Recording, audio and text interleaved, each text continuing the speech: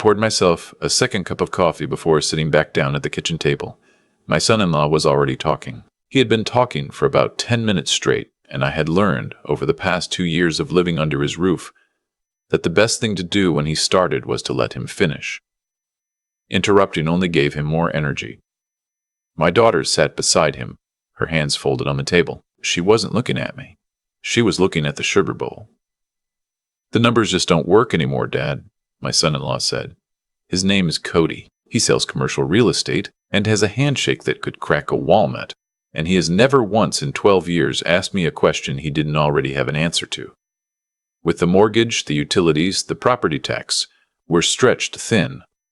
Sylvia and I have talked about it. We think it's fair that you contribute." I wrapped both hands around my mug. The coffee was still hot. "Contribute," I said. $1,400 a month, he said, which, honestly, for a basement suite in Oakville, is below market. You know that. I did know that. I also knew it wasn't a basement suite. It was the lower level of the home my daughter and I had purchased together. My name on 40% of the deed, my retirement savings making up the difference her and Cody's mortgage couldn't cover. I knew all of that. I had the documents to prove every dollar of it. I smiled at him the way you smile at someone who has just told you it's going to rain and you already have an umbrella in your bag. "Let me think about it," I said. He looked surprised. He'd expected pushback, I think. Or tears. Something he could work with. "Sure," he said. "Of course, take a few days." That night, after they'd gone to bed, I sat at the small desk in my room and opened the accordion folder I kept in the bottom drawer of my dresser. I'd started keeping it 2 years ago, the month I moved in. At the time, I told myself I was just being organized. I was 63 years old and recently widowed, and my daughter had offered me a room, and I had said yes, because I didn't know what else to say. But some instinct I'd carried through 31 years of working as a claims adjuster, told me to keep records. So I did. My wife, Marguerite, passed in the spring of 2021. Pancreatic cancer, from diagnosis to the end, was 11 weeks, which the doctors told us was actually faster than average, as if that were a comfort. She was 61. We'd been planning to spend her first year of retirement driving the Trans-Canada, stopping wherever we felt like stopping. We had a list on the fridge: Peggy's Cove, Lunenburg, Gros Morne. The list is still on my fridge. I took it with me when I sold the house in Guelph. Sylvia is our only child. She was 34 when her mother died. She'd been married to Cody for 6 years by then, and they had the house in Oakville and were talking about starting a family. A few months after the funeral, she called me on a Sunday afternoon and said she'd been thinking, and she didn't like the idea of me rattling around in the Guelph house alone, and what did I think about moving closer? I want to be honest about something. I wasn't tricked. Not entirely. I chose to move in, and I chose to put my name on that deed, and I chose to contribute my money. I was lonely and grieving, and my daughter was offering me a family to belong to. I am not telling this story to make myself sound helpless, because I was not helpless. Because I was not helpless. I was hopeful. There is a difference. We sat down with a real estate agent that fall. Sylvia and Cody's house had appreciated since they bought it, but they needed more space if they were going to have children, and Cody had found a property in Oakville, a 4-bedroom with a finished lower level on a ravine lot that he said was a once-in-a-decade find. Their approval limit at the bank was $180,000 short of the asking price. I had $310,000 in RRSPs that I'd rolled over after Marguerite passed. I also had the equity from the Guelph house once it sold. We sat with a financial advisor, Cody's financial advisor, I should say, and worked out an arrangement. I would contribute $215,000. My name would go on the deed at 40%. The lower level would be my living space, and the understanding was that it would remain my living space for as long as I needed it. There was no formal agreement beyond the deed. Cody said a formal agreement would be insulting, given that we were family. I remember thinking that was a strange thing to say. I didn't push it. The first year was fine. Better than fine, actually. Sylvia and I would have coffee in the mornings before Cody left for the office. I helped with things around the house. The kind of help that doesn't have a dollar value, but that a household notices when it's gone. I drove Sylvie to appointments when Cody was busy. I assembled furniture. I resealed the driveway in August because Cody had gotten 3 quotes and told me all 3 were highway robbery. I was useful, and being useful helped with the grief. The second year was different. Cody had a good stretch at work. A big commercial deal closed in January, and he bought a new truck, and then he started talking about a renovation. He wanted to convert the main floor office into a proper dining room and expand the kitchen. I sat in on the early conversations because it was my house too. Then one day the contractor came by for a walkthrough, and I realized I hadn't been invited. Sylvie looked uncomfortable when I came upstairs. Cody said they'd fill me in later. They did fill me in later. The renovation would cost more than they expected. They were looking at options. One of the options, apparently, was to refinance. I found this out not from them, but from a letter that arrived addressed to Sylvie and Cody from their mortgage lender, congratulating them on the approval of their refinancing application. I set it on the kitchen counter and waited. Cody came home at 6:30. He glanced at the envelope. He said they'd been meaning to mention it. How much? I asked. $85,000, he said. It's a good rate. The renovation will add value to the property. I asked him if he'd considered that I owned 40% of that property, and that taking on additional debt against it without my knowledge or consent was something I might have had thoughts about. He said he'd assumed I wouldn't mind, given that I was living there rent-free. That was the first time he used that phrase. Rent-free. I filed it away. I called my brother Gordon, the only person from my old life I talked to regularly. He lives outside of Kingston, runs a small electrical contracting business, and has very little patience for nonsense. I told him what had happened. He was quiet for a moment. You're on the deed, he said. 40%. Then they can't refinance without your signature. I know. But they did. Another silence. You kept the original closing documents? He asked. I have everything. Good, Gordon said. Don't say anything else to them yet.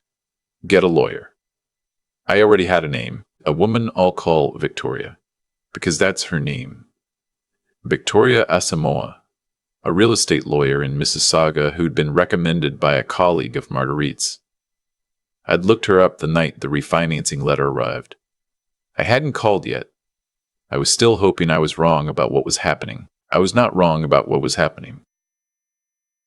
2 days after the conversation about the refinancing, Cody placed a printed spreadsheet on the kitchen table during breakfast and slid it across to me. He said he and Sylvie had been putting together something to help clarify expectations going forward. He said it in the voice he uses when he's pretending that an idea just occurred to him when you know he's been rehearsing it. The spreadsheet was organized by category. There was a line for housing, $400 per month. A line for shared utilities, $180. A line for what he called property maintenance contribution, $75. At the bottom, in bold, a monthly total of $1,655. I looked at my daughter. She was looking at her phone. Sylvie, I said. She looked up. She had the expression of someone who has agreed to something they knew was wrong and has now decided the only way through is forward. I recognized it. I had watched her wear that expression at 15 when she let a friend talk her into something she shouldn't have done. And I had watched her wear it at 22 when she'd stayed in a bad relationship 3 months longer than she should have. I knew that face. We've both been feeling the pressure, she said. Financially. You refinanced for $85,000, I said, without my signature on the documents. Cody said the bank had processed it based on Sylvie's ownership stake. He said the way the title was structured gave her full authority to act. I said nothing. I made a note of exactly what he'd said, the way I used to note what claimants said on the phone before they knew I was writing it down. That afternoon, I called Victoria. Victoria is a small woman with a very direct manner and an office full of plants. She sat across from me at her desk, read through the documents I'd brought, and then folded her hands and told me what I already suspected. The refinancing should not have proceeded without my consent. 40% ownership was not a passive interest. I had co-ownership rights and obligations, and the bank's processing of the application without my signature was, at minimum, an administrative error, and potentially something more serious if my signature had been replicated. She used the word replicated. She said she'd like to request the mortgage documents from the lender to review the signature page. I told her about the spreadsheet. The $1,655 per month. She wrote something down. She asked me what outcome I was looking for. I told her I wanted what was mine. I told her I wasn't interested in punishing my daughter. I told her I understood that Cody was the architect of this, and that Sylvie had let herself be convinced, and that I wanted a solution that didn't require me to destroy what was left of my family if I could avoid it. Victoria nodded. She said she'd be in touch. I did not say anything to Sylvie or Cody about the lawyer. I went about my days. I agreed to pay $300 a month toward utilities, which I framed as a gesture of goodwill. Cody accepted this with an air of magnanimity that I found genuinely impressive. He really did believe he was winning. I started looking at condos, not seriously, not yet, just to know what was out there. There was a development going up in Burlington, a 15-minute drive from where my brother lived, reasonable prices for the area, a waiting list that was moving. I put my name on the list. I told no one. Victoria called me 3 weeks later. She had received the mortgage documents from the lender. The signature on the co-ownership consent form was mine. My name, my date of birth, my address. It was not my signature. The letter forms were close, but they weren't right. She'd had a document examiner take a preliminary look. He agreed. The signature had been copied, not written. She asked me how I wanted to proceed. I told her to proceed the way she thought was right. She said she would send a formal letter to the mortgage lender and to my son-in-law, notifying them of the disputed signature and the co-ownership rights, and requesting that the refinancing proceeds be held pending resolution. She said this would not be a quiet letter. I said I understood. I was in the backyard when Cody got home that evening. I was doing nothing in particular, standing near the fence, looking at the ravine, which was full of birch trees that had just started to turn. I heard the truck door close. I heard him go inside. I heard, a few minutes later, what sounded like a chair scraping the kitchen floor. I took my time coming inside. Cody was standing at the kitchen island. He had the letter in his hand. Sylvie was sitting at the table, and when I came in, she looked at me with an expression I had not seen on her face since she was a child, and had done something she couldn't undo. It was not anger. It was something closer to relief, the way people sometimes look when a thing they've been afraid of finally arrives and they realize they can stop being afraid. "You hired a lawyer," Cody said. "I did," I said. This letter is saying my signature was forged." "The letter says the signature on the consent form is being disputed," I said. "That's accurate." He put the letter down. He was very still for a moment. "We can work this out," he said, "as a family." I told him I was open to that and that my lawyer would be happy to participate in any family conversation, and that the first step would be the mortgage lender placing the refinancing proceeds in trust while we sorted out the co-ownership question. He didn't like that. He said placing funds in trusts would affect their credit position. I said I understood, and that I was sorry, and that I hoped we could resolve things quickly. I went downstairs. I made myself dinner. I was not as calm as I am making this sound, but I was calmer than I expected to be. Sylvie knocked on my door after 10 o'clock. She sat on the edge of the chair by the window, the one Marguerite used to sit in when she read, and she didn't say anything for a while. I waited. "I didn't know he was going to do the signature," she said. "I want you to be clear on that." "Okay," I said. "I knew about the refinancing. I agreed to it. I told myself your name being on the deed was just that it was technical, that you'd be fine with it." She stopped. I convinced myself of a lot of things this past year. I told her I knew. I told her that was the part that had hurt most. Not the money, not the spreadsheet, not even the signature. The convincing herself. The looking at the sugar bowl. She started to cry. I let her cry for a while, and then I made tea. And we talked until almost midnight, not about the legal situation, not about the money, about her mother, about what the second year of grief does to a person, which is different from the first year, and something no one warns you about how much I missed Marguerite, about how much she did too. I did not tell her about the Burlington condo. That wasn't the right moment. The legal process took 4 months. Victoria was methodical and precise and absolutely unbothered by the delays Cody's lawyer introduced. The document examiner filed his report in January. The signature on the co-ownership consent form was not consistent with my genuine signatures across multiple verified documents. The mortgage lender, facing its own liability exposure, moved quickly after that. There were uncomfortable conversations about how the error, the lender chose to call it an error, had been processed without due diligence. In the end, the refinancing was restructured. My co-ownership position was formally recognized. The proceeds that had already been dispersed and spent on the renovation were addressed through a payment plan. Cody's payment plan, not mine. Victoria also negotiated a formal co-ownership agreement, the one we should have signed 2 years earlier, that outlined my rights clearly and in writing and with no ambiguity whatsoever about what 40% actually meant. I signed the agreement, and then I gave my notice.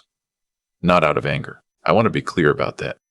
I gave my notice because the Burlington condo had come available sooner than expected, a corner unit on the 8th floor, and because I had realized sometime during those 4 months that what I actually wanted was a home that was entirely mine, not 40% mine, not mine by arrangement, mine.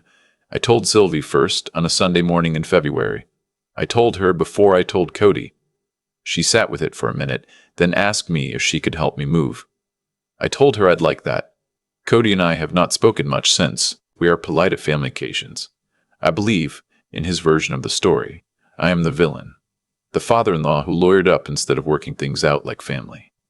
I have made my peace with that. A man who could convince himself that using another person's signature was a processing error is capable of convincing himself of almost anything. Sylvie calls me on Sundays now. Sometimes we talk for an hour. She and Cody are still together. That's her life and her choice, and I will not pretend I don't hope things improve between them, because she's my daughter, and I love her. But she also told me, a few months after I moved out, that she'd started seeing a therapist. She said she was working on the part of herself that looks at the sugar bowl when she knows something is wrong. I thought that was a good thing to be working on. I'm writing this from my kitchen table on the 8th floor of a building that smells like fresh drywall and possibility. The Staint, Lawrence, is not visible from this window. I'm too far west for that, but on clear days I can see the escarpment. And in the mornings the light comes in at an angle that Marguerite would have liked. I keep her list on the fridge. Peggy's Cove, Lunenburg, Grows Morn. I'm still going to drive the Trans-Canada. Maybe not this year. Maybe in the spring. When people ask me what I would have done differently, I tell them, get everything in writing. Not because you don't trust your family. Because you do. Because the things we do and trust are the ones we most need to be able to look at clearly later, when trust has become complicated by money and grief, and the quiet pressures that accumulate in a shared house over 2 years. And keep the folder. The accordion folder in the bottom drawer. Keep the documents and the dates and the letters and the notes from phone calls. Not because you're expecting trouble. Because you love your daughter. And because you learned 31 years into a career of sorting out other people's mistakes, that hope and preparation are not opposites. They are, when you get it right, the very same thing. People ask me sometimes whether I regret moving in with my daughter and her husband. They expect me to say yes. It would make for a tidier lesson. Old man makes a mistake, pays for it, warns others. But the honest answer is more complicated than that. I don't regret moving in. I regret moving in without a piece of paper. There's a version of those 2 years that could have gone differently if I had sat down with a lawyer before I signed anything, before I handed over $215,000 and my name on a deed and the quiet assumption that family meant safety. The whole story changes, not because Cody is a fundamentally different person, but because people behave differently when the boundaries are written down. That's not cynicism. That's just something I learned in 31 years of reviewing claims. Clarity doesn't ruin relationships. Ambiguity does. What I've come to understand is that what happened wasn't inevitable. It was the result of a series of small choices, mine and theirs, that accumulated over time until they became a situation none of us could easily walk back from. I chose to trust a verbal understanding. Sylvie chose to look at the sugar bowl. Cody chose to interpret my generosity as passivity. Every one of those choices had a consequence, and the consequences arrived on schedule, the way they always do. I'm not angry about it anymore. I was, for a while, not the loud kind of angry, more the quiet, sleepless kind that sits with you at 2 in the morning and replays conversations. What I kept coming back to during those months was Sylvie's face when I walked into the kitchen and she realized the letter had arrived. That expression I recognized from when she was 15. She knew. She had known for a long time, and she had stayed quiet because staying quiet was easier than the alternative. That's the part I think about most, not the forged signature, not the spreadsheet, not the $1,655 a month for a home I part-owned. The staying quiet. Because I understand it. I do. Grief makes you pliable. It makes you want to hold on to what you have, and if holding on means not making waves, you stop making waves. I had done my own version of it that first year when I told myself the refinancing conversation could wait. The tricky thing about letting things slide is that they don't actually slide. They accumulate. What pulled me through wasn't bravery, and it wasn't anger, and it wasn't some grand decision to fight back. It was the accordion folder in the bottom drawer. It was 31 years of professional habit that had taught me, quietly and without drama, to write things down, to keep the documents, to note what people say when they think you're not paying attention. That habit, that small, unglamorous discipline, turned out to be the most important thing I brought into that house. Sylvie told me she started seeing a therapist, that she's working on the part of herself that goes quiet when she knows something is wrong. When she told me that, I felt something I hadn't expected to feel. Pride. Not because she's fixing something I needed her to fix, because she identified something true about herself and decided to do something about it. That takes more courage than most people realize. I think about Marguerite often when I sit at this kitchen table. She was the braver one, in most things. She would not have waited as long as I did, but she also would have told me, at the end of it, that the point was never the house. The point was knowing what you're worth and being willing, eventually, to stand up and say so. I'm still learning that. At 65, in a corner unit in Burlington, with the escarpment out the window and her list still on my fridge. It's not too late to learn it.